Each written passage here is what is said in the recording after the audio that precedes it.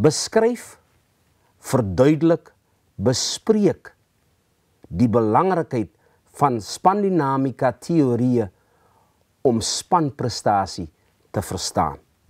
Teorieë wat 'n span suksesvol maak, is gebaseer op die verskillende rolle in die span en hoe effektief spanlede hulle rol vertolk. Voorbeelde van spandinamika teorieë: Belbin-rolteorie, Jungian-teorie,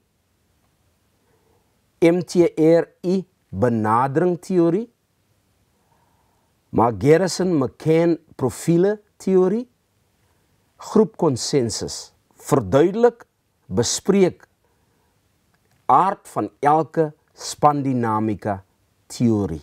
Aard van Belbin-rolteorie.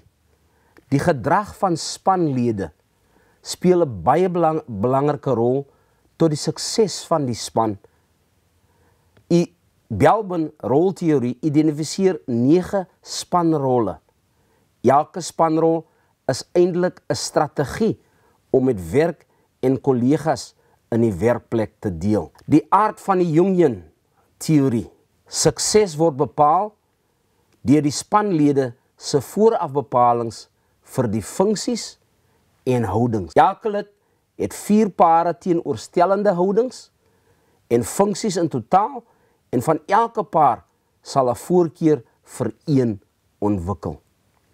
Oor tyd maak ons staat op hierdie funksies en houdings, met die gevolg dat hulle sterker en meer ontwikkeld raak soos ons in die lewe vorder. Die MTRI benadering teorie is gebaseer op die rolle wat mense vertolk en die deurslaggewende kragte geskep deur die interaksie tussen spanlede.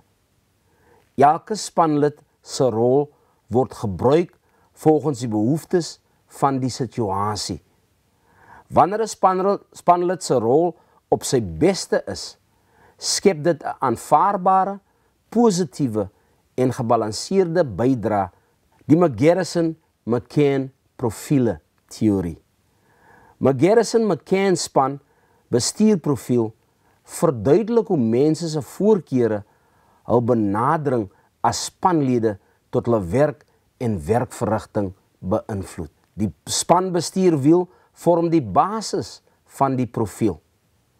Die spanbestuurwiel identifiseer die kritieke suksesfaktore by die werk.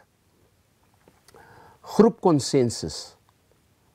'n Groep kan slegs uitvoer as groeplede instem tot die doel van die groep.